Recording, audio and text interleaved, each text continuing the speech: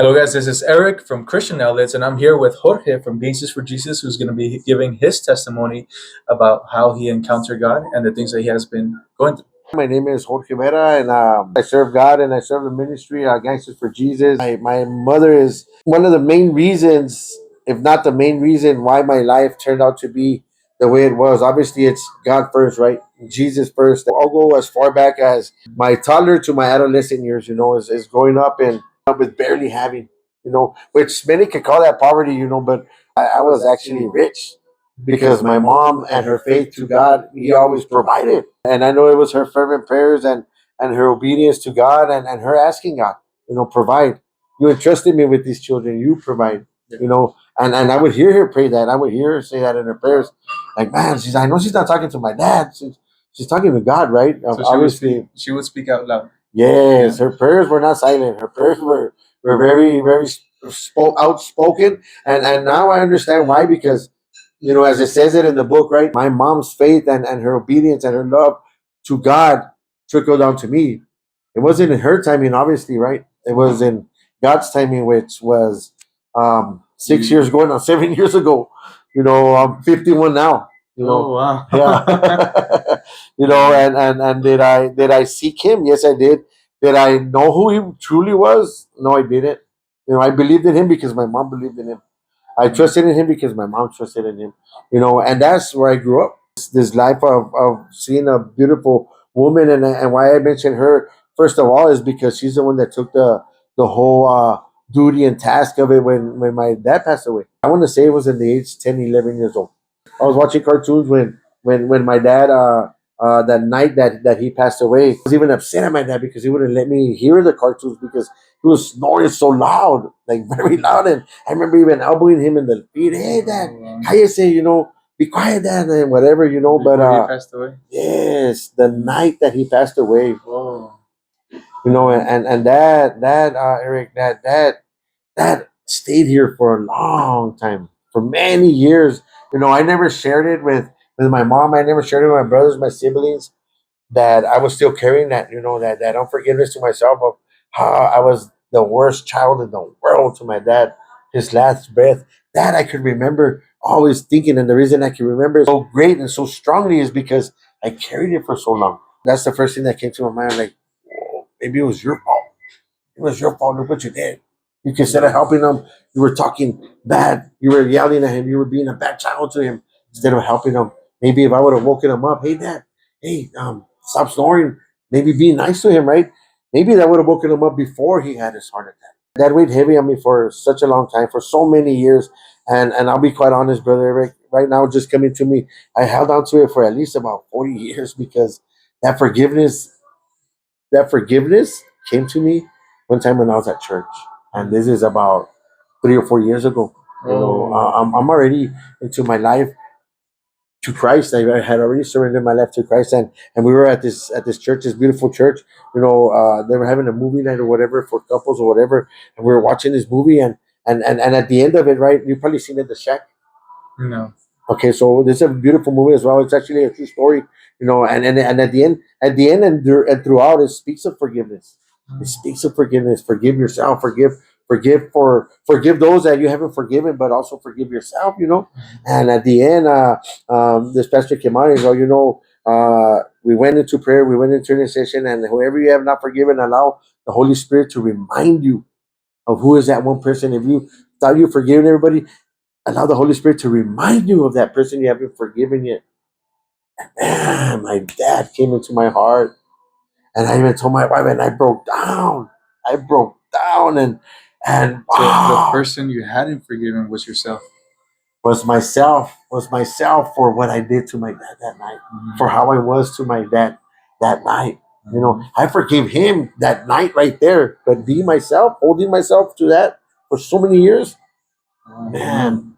And it reminds me because in Matthew 22, 36 to 38, well, through 40, it says, Jesus is saying that one of the greatest commandments, the second greatest, is to love others as yourself. Yeah. So you can't really love, you can't really be out there doing what Jesus did without loving yourself, without forgiving yourself, right? Yes, exactly. And even when we think we've already forgiven ourselves for all the wrong I did to my wife, to my children, to the people around me, the people I hurt with violence, hurt their emotions, broke their heart, destroyed their mind just by the way I was. But something that was so important in me that was still holding on was that unforgiveness from when I did that to my dad. You know, and it weighed heavy for me for so many years. But see, the Holy Spirit, our helper, Yeah. brought that to me. Like, George, look, Yeah. we thought you forgiven everybody. Look, you forgive your dad, but did you ever forgive yourself? Yeah. At the same time, right there at that same moment, I forgave my dad and I forgave me. I forgave him first again, and then I forgave me. A beautiful memory that also stays with me still in my heart, and I'll never forget it is a time that he gave his life to Christ. And when his life changed, it changed for all of us. It changed for all of us because he left the alcohol, he stopped drinking, he became healthier, he became more loving. He became a man of God, a man that God had created him to be. And I remember this church that we used to go to. My mom would take us in las orejas. Vámonos, let's go to church. We're going. Me and my little brother. It's our Thomas Manor Church, and that church still stands.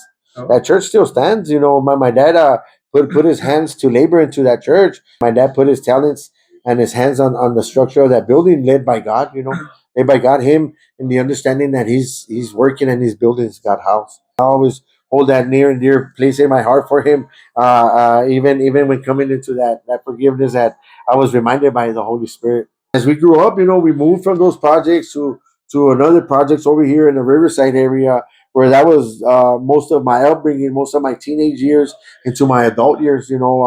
Leaving from Del Valle, moving over to Riverside, and doing my rest of my 4 years of school at Riverside. Did I graduate? No, I didn't. Once sports finished, once track finished, because that was my dream. That was my dream. Is that through sports, I'm gonna get my mom out of this poverty. I'm gonna get her out of the projects. I'm gonna buy her house. I'm gonna this. I'm gonna that. I'm gonna this and that. And I mean, with that being said, I was a very good athlete. I was very, very good. I was very good in track. But God had other plans because He didn't make me big enough to be a football star. But His purposes are better than mine, and His plans are greater than mine. Right? I was blessed to. I don't know how this happened, but by the grace of God, right?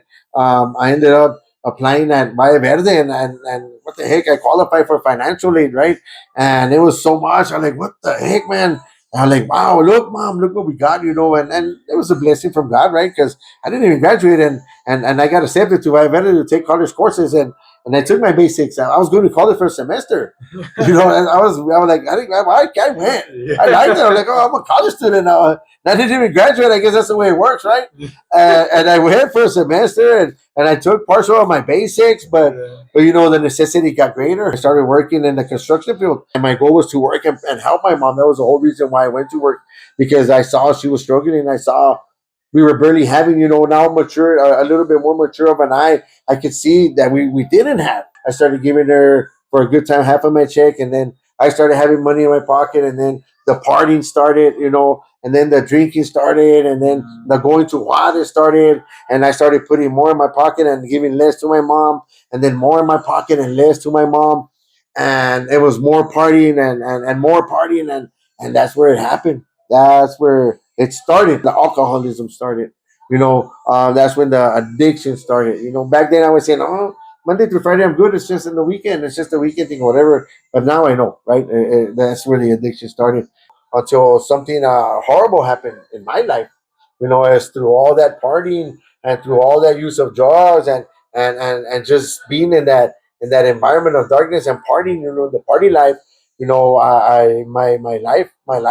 lost my life through an accident that we were in, and that accident, it was that other friend that I mentioned to you about, that actually helped me get that job with this construction company and stuff like that.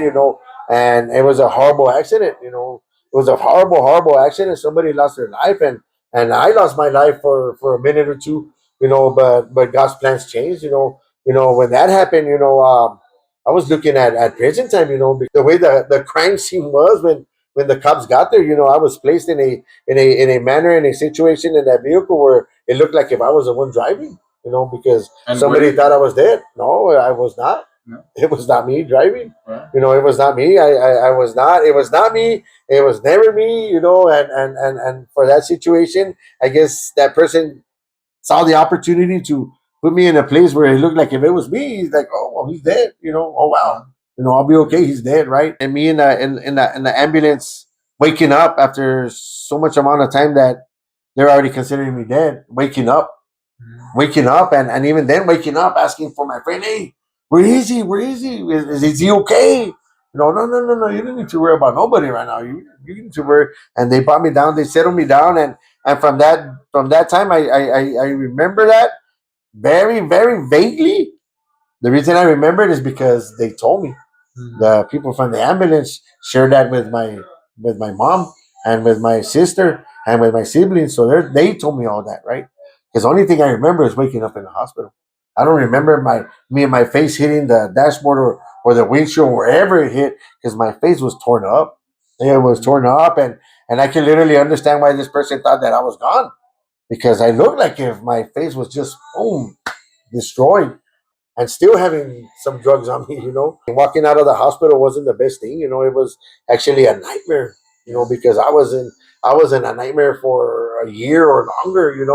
Just in my thought. That and when that started happening, it's because that accident came out on the news. Oh well. And when it came out on the news, my name popped up and my face popped up that I was the driver. Oh man, I remember that day, man. My body got cold. Yeah. I remember it got cold. And they said, yeah, and that they were looking for me. That's what the news said, Oh man. right? But my mom already knew that. Yeah, they were gonna have to turn me in as soon as I got a little bit better or whatever. I could walk. And yeah, bro. Yeah, from that day forward, I was scared to even go to. I couldn't sleep, bro. I lost sleep for a long time. I couldn't sleep. I couldn't function right. Everything was still fearing me. Just the thought of going to jail. And when I met the DA, and we met up with my lawyer because I lawyered up and all that stuff. If it wasn't for my sister, we probably wouldn't have got this lawyer. She's the one that helped greatly. We call her the rock of the family because we all looked up to her. She's the one that disciplined all of us, and she's the one that helped my mom. I got other siblings that help, but her, Lourdes, she was a rock of the family. And to this day, we see her as that. For a year, brother, for about a year and some months, I couldn't even watch TV. I couldn't even watch TV because anything that came up there and reminded me of going to prison, it would instill fear in me. And that fear came in when me, my lawyer, and my mom went and we met up with the DA. And when the DA told me in my face, I'm gonna slam the book on you. You're gonna do 50 years. You know that a life got lost. And bam, bam, bam. Oh, this guy was chewing me up. And I stayed quiet on it, man. No, it wasn't me. It wasn't me.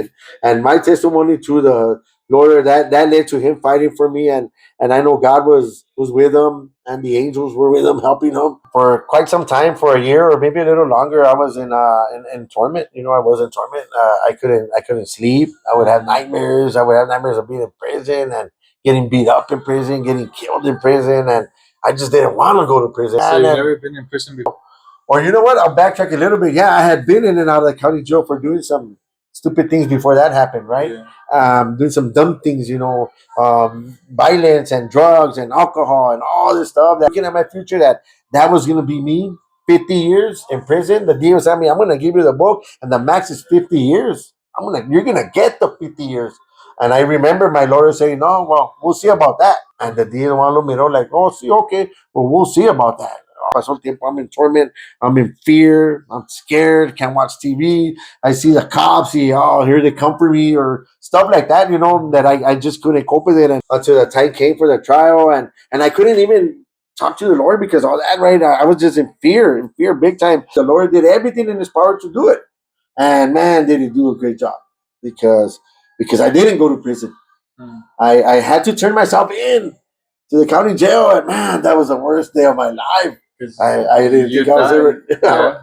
I did not think I was going to come out. Wow. I did not think I was going to come out. And I was in fear, and that's it, right? Ya pasó. We went to court, and it went great. It went God's way. It went God's way, and again, I'll go back to my mom because of her fervent prayers, because of her faithfulness to God, because of her obedience to God, and her praying without ceasing, and her obedience of how she held herself as a woman of God. God met her prayers. God answered her prayers. Mhm. So I remember her praying even for the lawyers through the process before it started and after, before court. I remember my mom as a prayer warrior. That's all she did. She prayed for everybody and for everything. Yeah. And now I understand it. Right? That's what the There's Bible power. says, that we need to fight our battles, right? With Yes, prayer. with prayer. Yeah. Do not worry about anything. Do not be Mhm. anxious about anything. Do not stress about anything, but pray over everything, right? Mhm. And she walked that 100%. She Mhm. walked it 1,000%, I could say, right? Because that's who she was. And yeah, pasó eso. I didn't go to prison. I did some disciplinary duties that I had to do. I served some probation and stuff like that. At any point in time, if I were to mess that up, I was going to go to jail. Yeah. The DA said, "You mess up, you're gonna go in for 50 years." And actually, I thanked him for that at the end because I told him, "If you didn't tell me that, I probably would have messed up." And if it So was me, you were sober for that time? yeah, Yeah. I was sober. It was 7 years, but it got downgraded to 5 because the first 3 years I did really good. You And how know, old were you at that time? sorry, it happened in 1996. So I was 20, but I wasn't even 21 yet. I stayed sober for 2 years, and it was only because they were making me take an alcohol stuff that if I were to drink, I get sick. And even when I took it, I tried it and I got super sick. Oh. And that's when I stopped. I said, "No, I can't. I can't." I felt like my heart was gonna pop out of my body. And the other 3 years, it was just me reporting, paying my dues, and staying out of trouble. I was drinking a little bit. I became a social drinker. But all this was for a crime that you didn't commit. For a crime that I did not commit. Yes, sir. For a crime that I did not commit. This other person, they didn't find him.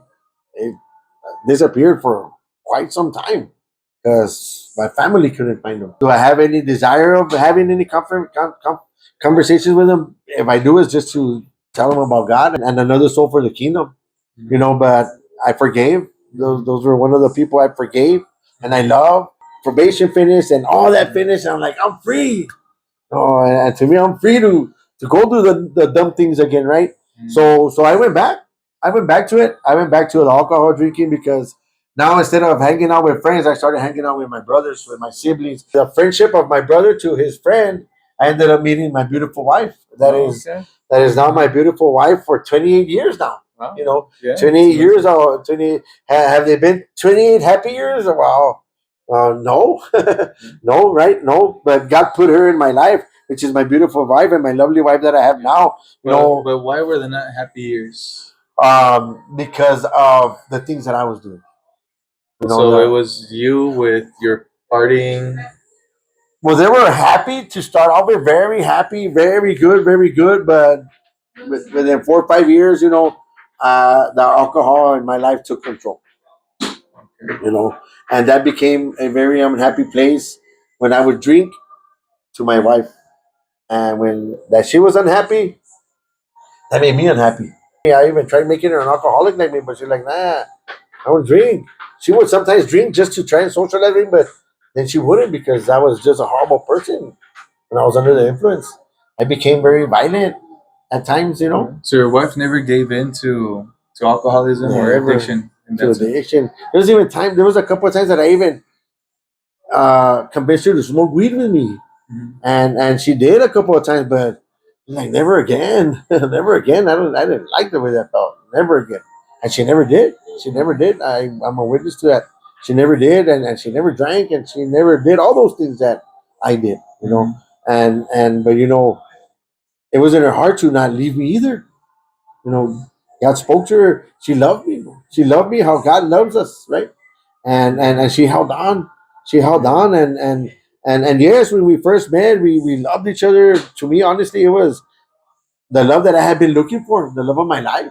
We were blessed with twins and two daughters and three boys, and yes, there was very happy times, but there was also very sad times, very angry times, very reckless times on my behalf, on my part. That. So by saying love, you mean that she took that decision to stay with you, even though that you were messing up, even though that you were causing issues and things like that. Yes, That was not. Maybe she felt like her feelings were like, I don't want this man, but her decision was, I'm gonna stay with this man. Yes, Yeah. yes, exactly. The worst, brother, is that I don't want this man, but that's not the man that I wanted. Yeah. But I'm gonna stay with him.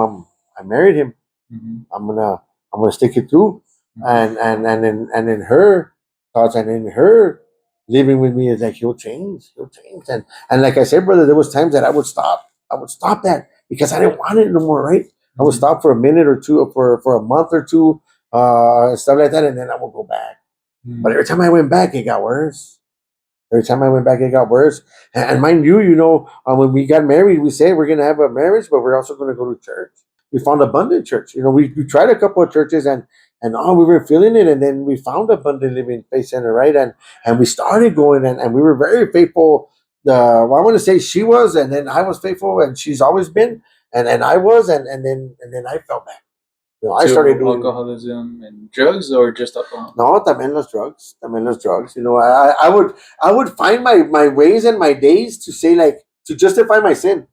I want to do it on Monday, Tuesday. Yeah, but Wednesday. I won't do it Tuesday. By Wednesday, I'll be okay and I'll go to church. Yeah, And because then, you repent before. yes, yes. God will But forgive me. but how long were you basically going to church already that you were like, I kind of know the church life, but you Mhm. would go back to drugs? Like how many years did that? 20 years of our matrimony, brother. 20 years. 20 years of our Whoa. matrimony, brother. Going to church Wednesdays, going to church Sundays, but still throughout the week, me drinking and partying and having cook-outs and getting drunk and then come Sunday, I would even go to church being crudo a veces, bro. My wife would tell me, God, babe, you smell bad And at was your church. wife a Christian before you met her? Yes, yes. Wow. Actually, her growing up was in the Catholicism. She did her Holy Communion, I think, and her baptism or whatever they do. But then she said herself, I kind of grew out of that because it didn't make sense to me why I have to confess to a man. That's what she told me, right? This is coming out of her. And plus now we know, right? But that was her thing, and she left, and she rather go to Christian and by her cousins and stuff like that. She ended up going to Christian church, Christian services, and that's when she fell in love with God, Mm. going to a Christian church, Mm. right? And none of us are perfect, right? And I don't know how her life was as a Christian, but when I met her, I thought that was the Christian life. That was pretty cool. Going to church just on Wednesdays, going to church just on Sundays. I Yeah. thought that was pretty cool. And you proclaimed yourself as a Christian also Yeah. when you met her? hmm Yeah. Yeah, I proclaimed myself as a Christian, yes, when I met her because I blamed it on my mom right away. Oh, no, my mom, we went to church since we were little. Not because I wanted to, porque me llevaban de las orejas, because Mm. my mom made sure we were at church Sundays and Wednesdays. And man, those churches, those services back then, 3, 4 hours, Oh, brother. yeah. Man, Sunday started at 10 and we wouldn't get home till like 5 at night. So they were pretty long services. Those Baptist services were pretty long. But that's where I told her, yeah, I go to church too. But before I met her, I hadn't gone to church, brother. Since we stopped going to church with my mom, I hadn't gone to church. I started going to church when I married her. I Mm. went back to church when I married her. It's because of her I went back to church. I go, Mm. yes, I'm gonna be that man, and She wants to go to church. Let's go to church. And we went to church, and we became very faithful. We would even give our little tithes. Did we do it how we're supposed to? No. But we would give our little tithes or whatever, right? And we were trying. And she was definitely trying a lot more than me because after a year or 2 or 3 years after going to church, we ended up getting baptized with all our children. We The whole family? Abundant did this cool thing that they would do baptism for the family, and we all stepped in the pool and we all got At baptized the as a same time? family. Yeah, and it was beautiful, brother. It was beautiful. It did. It changed for all of us. Our home became a happy home. It became a happy home for a good time, for a good while. For a good while until I slipped again. And that was one of those periods that I stayed good for about 2 months. I was like, this is it. 2, 3 months. And I started around the wrong crowd, right? In the wrong places, going to the wrong places and little by little, just a little bit, and what was just a little bit became just on Fridays, and what was just on Fridays, just it's the weekend, and then it started all over again, and even at that time I was still going to church on Wednesdays, I was still going to church on Sundays. Sometimes I would even go hungover on Sundays, bro. Yeah. Hungover and quite honestly and transparent, bro. There was even a couple of times I went to church on a Wednesday Abundant and I was high. Wow. And I was high, So it was not just alcohol again. No, it was back to the usage of drugs and alcohol, Mm-hmm. because it became a combo. And you think that it was a generational curse because, for example, you grew up seeing your dad being an alcoholic. Today in your life, if you had never been an alcoholic and you have kids that never seen you be an alcoholic, that curse is broken. I truly believe so. I truly believe so. I truly believe so. And now I understand what generational curses are and what generational attacks are. You know, because I not that I blame my dad for it, but just our household that we were living in. Um, Marijuana was in the picture all the time back growing up. Alcohol, partying, hardcore partying, and fiestas, family fiestas, and all that stuff. You know, do I blame them? No, of course not. But is it generational? Yeah, Yeah. yeah, it is. It is, and that generational thing has taken a brother of mine to alcohol use, has taken a sister-in-law of mine. I want to say to that as well. You know, it's taken family members, it's taken tios, uncles of mine, yeah, grandes, back this many years back because of that. Two of my uncles and an aunt of mine passed away because of that. It instilled violence. It instilled unfaithfulness, right? It instilled lying. It instilled stealing. It instilled violence. You know, it instilled not being trustworthy. You know, a lot of stuff, and all those is a definition of the devil, Yeah. of what he came here for. Yeah, that's true. It's to kill, to steal, and to destroy. Yeah. You So know, you mean like with your whole household, you already had kids and you were still doing alcohol, drugs? yes, yes. For years, I put my wife and my children. That's why I say I put them through hell, Mm-hmm. through hell, brother. I say 20 years because I was drinking before I met my wife. Then I got married. I stopped for a little bit, and then it continued. We've been married 28 years. I've been clean and sober 6 years, going on 7 years, clean and sober, 100%, and 100% walking with the Lord. Your kids grew up in church. Yes, we took our children to church. They would always go to the children's class, to the youth ministry. It got to a point that my children became teenagers, and we would send them out to the youth ministry. Abundance always had that. They're 180. Yeah. They always had that, and our children always went there. You know, and we stayed over here. I mean, we were in church. We were obedient. I was out of church, and I wasn't obedient. Did they witness what it was to live with somebody that went to church? I don't think so, because I did not. I did not demonstrate it. I did not teach it. I did not walk it. You know. So the only church they saw was at church. They didn't see it at home. And fast forward, brother, you know, through those 20 years, you know, in and out of the county jail for stupidity, where it came to a point in life where I ended up going to jail, and I was in jail for 2 weeks, and yeah, nah, I ain't gonna bail you out, my wife. Nah, hey, go stay there, rotten there. She would tell me, I don't care if you're rotten there, I'm not gonna bail you out, because I would always call, hey, take me out, bail me out, and she would always do it. But And when you were in prison, was there in your head the thought of like, as soon as I get out, I'm also gonna start drinking? no, I would get conviction, brother. I would get conviction, and I would stop. I would stop for a little bit, but I wasn't doing it for me, and I wasn't doing it for God. I was doing it for her. I want to stop, and once I would see her soften up a little bit more, a month or 2 or 3 will pass, and she would soften up a little bit. I would deceive her, bro. I would, it's just one, or just for the cookout, or let's celebrate. I became a manipulator. That's what I became to her, to her, right? And doing it to her, but I'm doing it to my household, you know. And as that addiction grew, as that alcoholism got worse, never better, it got worse and worse and worse, you know. It came to a point in my life where I was taking money from my paycheck, and coming short on the bills, and coming short on the mortgage to provide for my addiction. You know, it came to a point where I was stealing from my own household when I already had no more tools to pawn, because I needed what I had to work.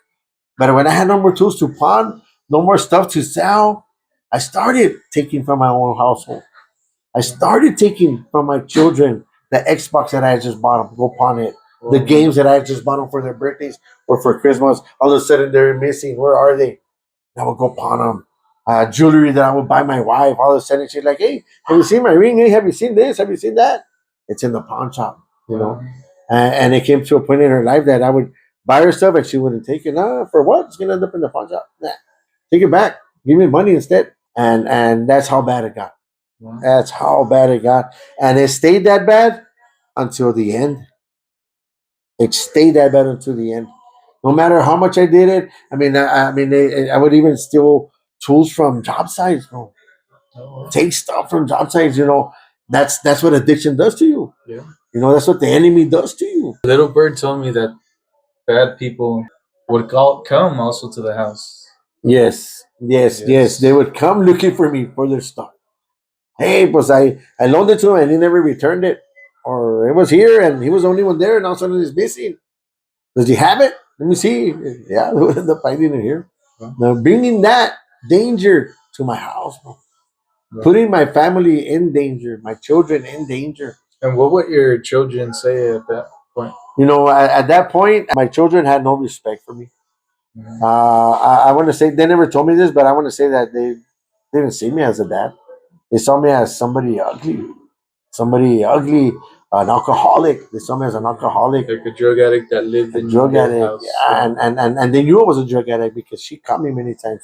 I was so stupid, the enemy will make you so stupid in his lies you that you believe that I was bringing that stuff in my house. My Mhm. wife was finding it in my little stash places. Mhm. I was using in my house. You Mhm. know, it got to a point that I had no honor, no respect for my own home, for my wife, for my children. I didn't, and then like I said, it never got better. It got worse. I started doing it in the streets. I started staying out late nights. I started staying out and not coming back to the next day. I started staying out a couple of days and then coming back just for the party's sake, just for being under the influence, drinking. And right now when it goes down, I'll go home. But then would never go down because I'd be so stupid high. And then the sun will come up at 7 o'clock. I go get me a little quick drink of alcohol, and there I go again in the cycle. You know, and it got to that point where I was not coming home and sleeping in my car. I was just so embarrassed of myself to come home. I would sometimes even sneak in the house, fall asleep in the couch, and act like if I got here at midnight. And I knew she knew the truth. Come Yeah. on, man. She was awake all night, waiting to see what time I was going to come home, worried. And then she started worrying for the bills, and then started worrying, oh, wonder if he's gonna drain all his check again, and we're gonna be struggling to pay the bills and making her work twice as hard because she was working too, a barber, right? And she still is, and putting her through hell, Yeah. putting her and my children through hell. If you ask anybody if they've ever experienced hell on earth, they could probably tell you they experienced it a couple of times here. It got to a point that it even got violent with my children. Wow. It got to a point that with my older son, it got to a point that we almost got in an altercation. Yeah. My son ended up even almost picking me up one point, Wow. like to calm me down because I was becoming so violent. Yeah. That's how bad I got. You know, it got to that point where I was staying out and not wanting to come home because of my shame and my guilt and just me feeling ugly. How can I go home now? But that I knew now I know that's the devil lying to me, right? Yeah. Oh, don't go home. Go do one more. You'll be okay after it. Whatever. And I'm believing those lies. And it came to that. It came to that point in my life where I was one night in my car after a weekend of partying. Just in the car and what am I gonna do when it's already Sunday? I only have so much money. What am I gonna do? Through all that, I ended up, I guess, passing out, falling asleep in the car. That night, I heard, "Go home, or you're gonna lose it all."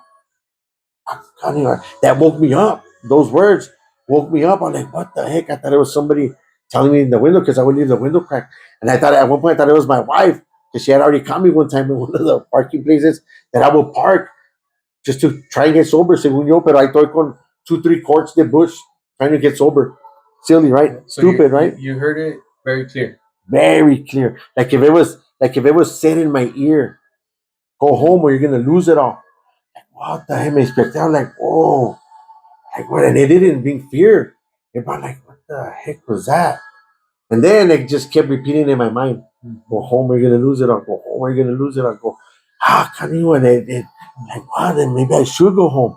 But then there's that enemy again. But it's almost 7. Maybe I'll go have a drink and then so I can mellow out and all this anxiety could go and then I'll go home.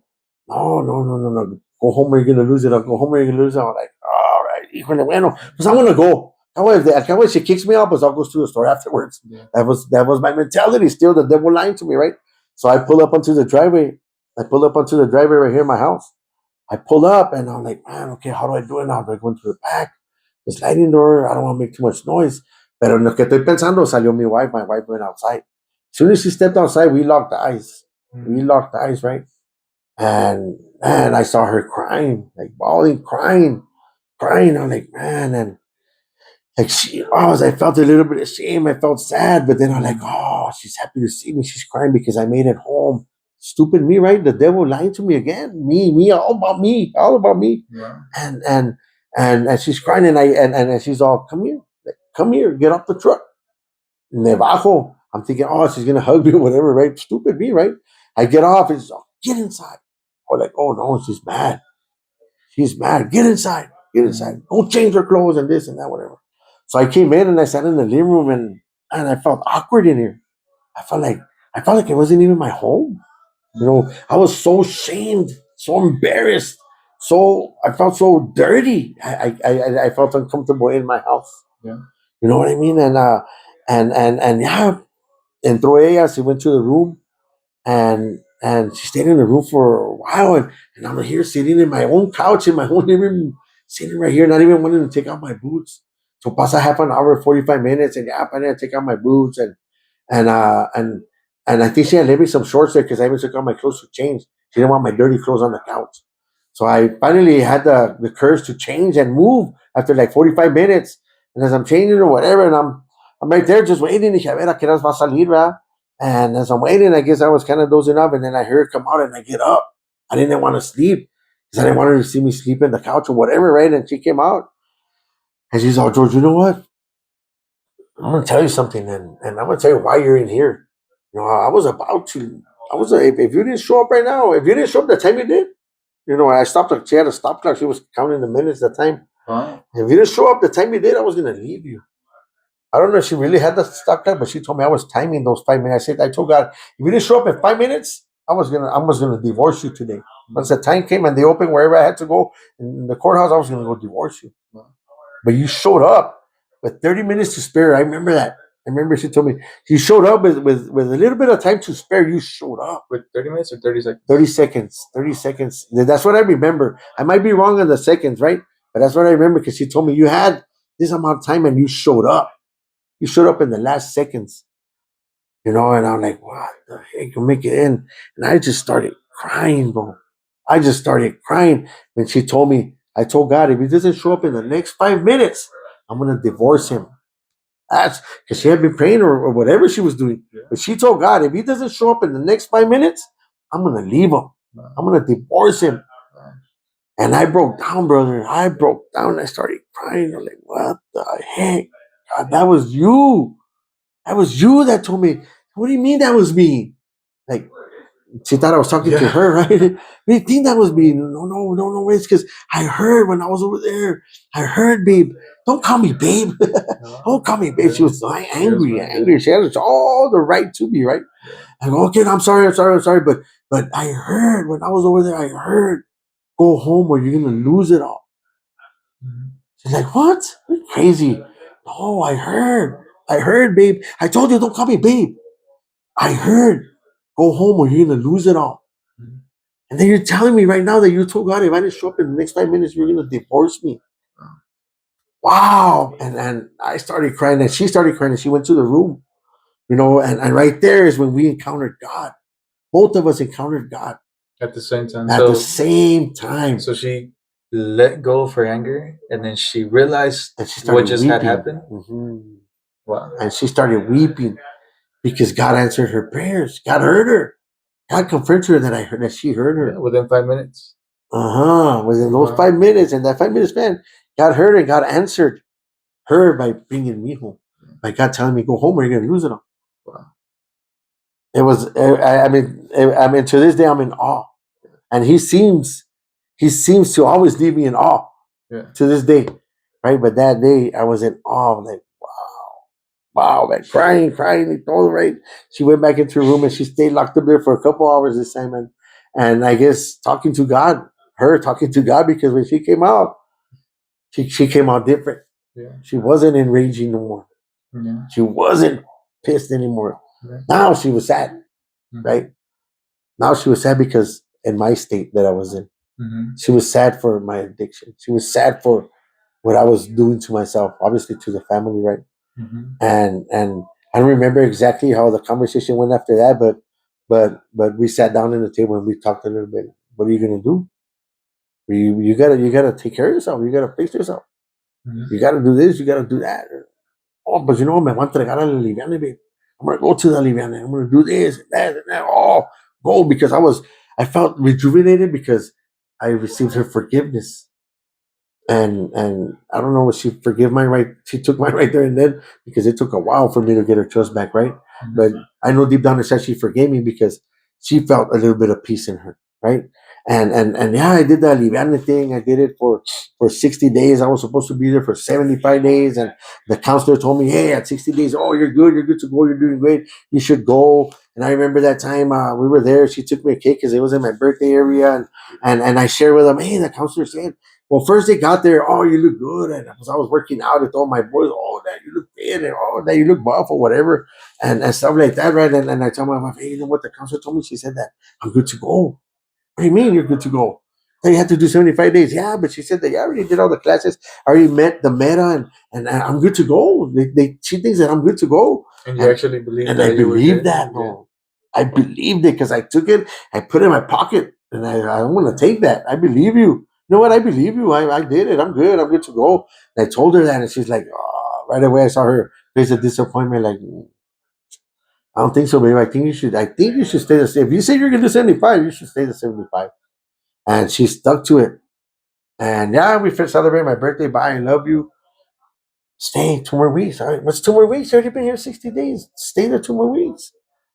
Pues no pasaron más que 2 días cuando ya me dieron la green light otra vez. Y, are you ready, Mr. Vera? I feel ready. I'm going to do it. I call her, babe, that's it. I'm done. They already gave me my certificate. I'm done. I completed. I finished. All right. I guess I'm on my way for you, Hasi. And I said tone, I said attitude. And she was still in doubt that I wasn't ready to come out. And I wasn't because I did good again for 3 months. That pattern, right? For 3 months. And then here comes my brother to celebrate that I got out, do a cookout. And he offers me a red cup. Here, can I?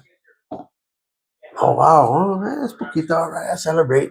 Boom. As soon as I do this, my wife sees me from the kitchen window. She's just like, oh, Yeah. she already knew. Starting. Yeah. Uh-huh. Uy, y nomás me tomé esa, ya no tomé más. Nomás me tomé esa noche. For that day. Yeah. For that day, dije, no, I saw her, I saw que se agüitó and she got sad and all that, right? Ya no, ahí la dejé, ya no. That's it, I finished it. I finished it, threw away the cup and that was it, right? And yeah, pasó el tiempo, and we have our I call my beautiful primo because of that day, because we were going to Abundant and then this COVID stuff happened and then we were watching church from the bed and online and stuff like that. We stopped going to church and all that stuff, right?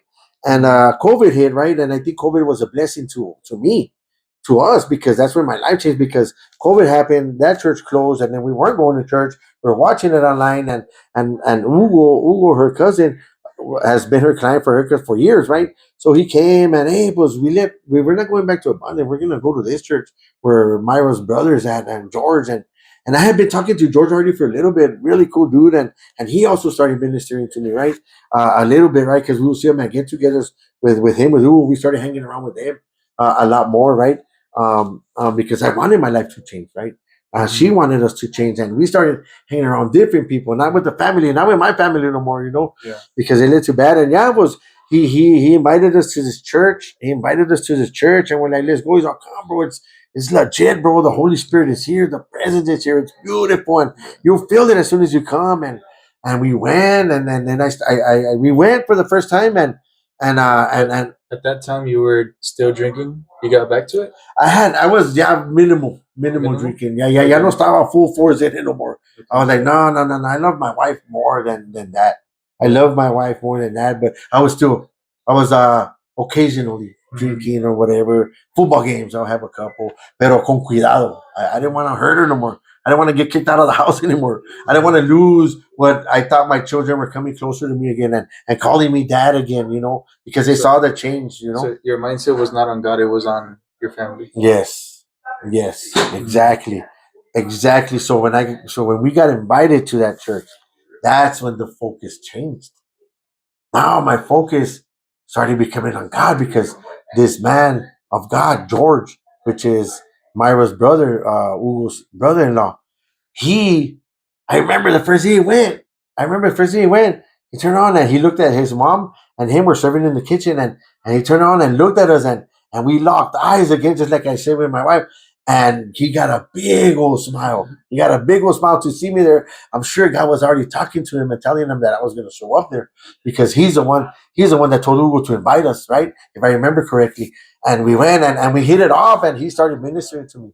I would look forward to go just to conversate with him again at the church. And I would look forward to that. And we started going. And that became our church. And that became our church. And we started going and we went and we became consistent. And time passed by. And I took my words to the altar. I took my surrender to the altar once. And it was beautiful and great and all that, right? And and and the alcohol stopped completely. The You alcohol got stopped. delivered. Yes, of alcohol. Okay, Yeah. of alcohol, Oh, of alcohol, man, right? man. And the other little things were still clinging on, and then the following service, I went to the altar again, Lord, and I surrendered it a lot more than all my lies, all my lust, and all that. I surrendered it. The cocaine, I surrendered it all, and I was still holding on to a little bit, bro, to a little bit. I surrendered it all right there. Everything that came with all that, I said, quedó. But I was holding on to one little thing, and that was the weed, the marijuana. Because I was fooling myself a little bit still. This is okay, just a little bit. It's just a little bit. It's not major. It's legal in other places, stuff like that, right? Mhm. And I was holding on to it, right? And I did it. I did it. This was on a Sunday, and I did it just a little bit, I think on a Tuesday. And then it was served because I was already getting big time conviction because we would intercede at that church. We would have intercession nights. We'll go pray for an hour, 2 hours, or whatever, right? And I had my encounter with God Mhm. because it was that third time. It was that third time, and I didn't go to the altar no more. It was that third time we were in a worship service. I Mhm. felt it when I first got there because I was serving that day. I was already serving as an usher, as an evangelist. We'll go hit the streets or whatever, right? And that day that I showed up because we would intercede before the service would start, I felt it. I felt something different. I felt something different. I'm like, wow, man, the presence is here. God is here. He was always there, but it was something different. It was thick, brother. It was thick. That night, I didn't even have to think about having to receive, but the word just took off. The prophetic worship was just overflowing through the place, big time, big time, big time. Because I remember it was speaking, the worship that day was speaking of a complete surrender. I don't remember what song it was. I don't remember. I'm not even going to try to remember because I don't. But I do remember it was about a complete surrender and letting it all go and giving it all to God. And I'm on my knees, right? I'm on my knees and I'm crying, God, this is it. God, I will give it all to you. Why am I crying that out? Because I know I was still holding on to something. And if I know, of course he knows, right? So I'm there and I'm crying, God, this is it. This is it. I know this is it. This is the final, God, and I'm done and this and that. And throughout the worship and the crying and the sobbing and just letting it all out, right? As I'm there, I'm feeling it and I'm worshiping. I don't even know. I don't even know that I'm on the ground. I remember going to my knees, but I don't remember laying on the ground flat, face flat on the ground. I don't remember that. It was Right? just all about God. Yes, it was just all about God, and I ended up in that state, right? Because when I was there, just crying, I was even like this, crying on the ground, just crying, and letting it all to God, giving it all to God. I heard in audible words, I heard all or nothing.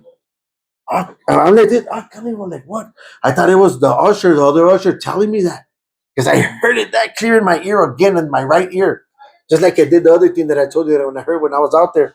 But I heard all or nothing. I'm like, what the heck? Who's that? And I didn't see nobody. I'm like, oh, what am I doing on the floor?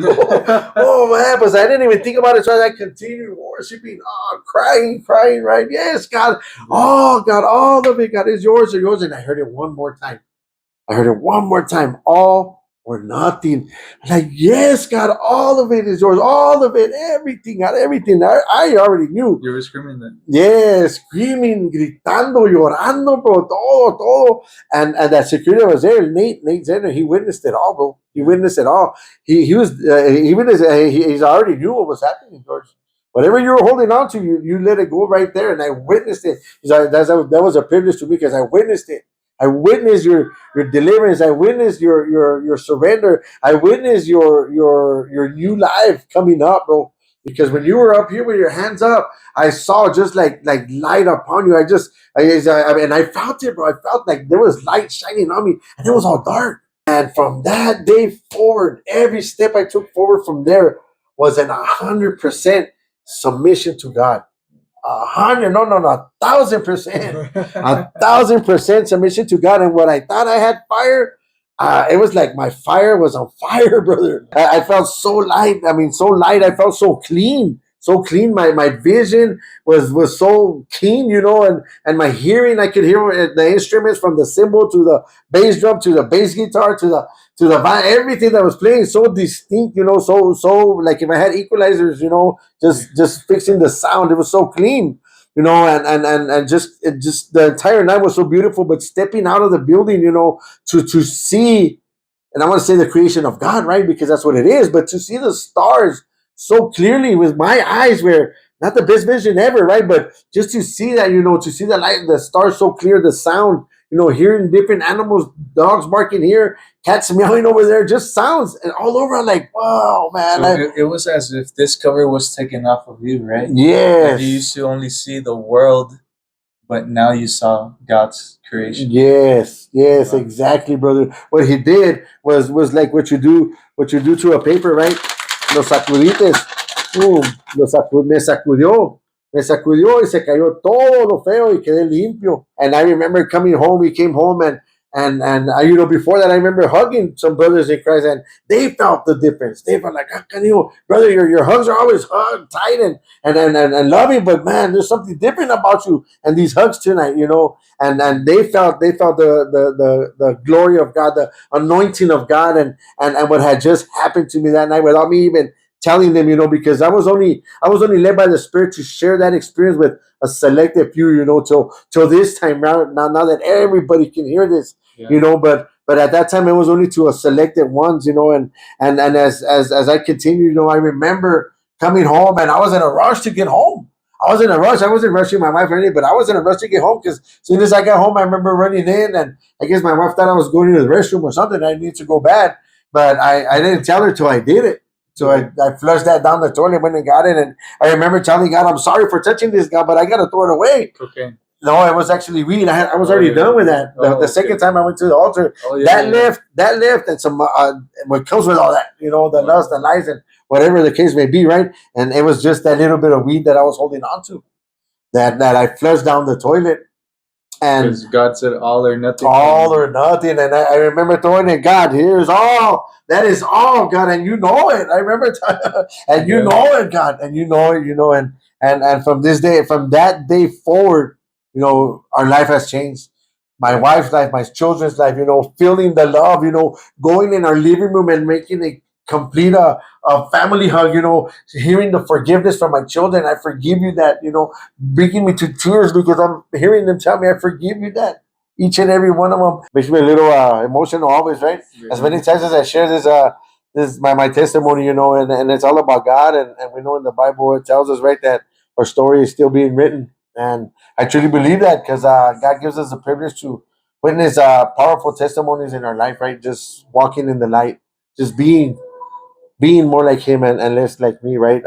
Being the light out there in darkness, and just speaking of Him wherever you're at, your work environment, and every environment that you're in, right? Yes. No matter if it's Circle K, Walmart, or wherever it may Yes, be, sir. we're speaking Jesus. We're proclaiming Jesus, and the name of Jesus.